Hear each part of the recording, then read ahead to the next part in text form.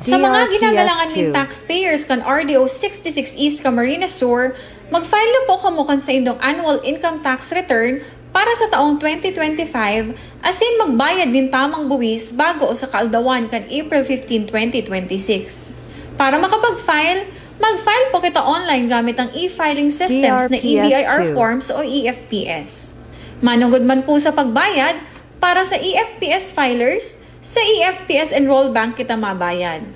Para man sa mga non-EFPS filers o mga nagpa-file sa EBIR forms, pwede po kita magbayad sa mga autorisadong bangko araw kang Land Bank, PNB, DRPS2. DBP, asin China Bank.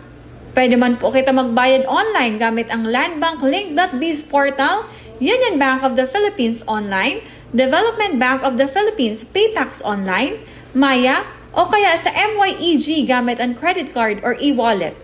Tanganing day maghidali, mag-file na kita mo niyan. DRPS2. Dai maghalat sa deadline. Mahusay na serbisyo, katumbas ng buwis mo.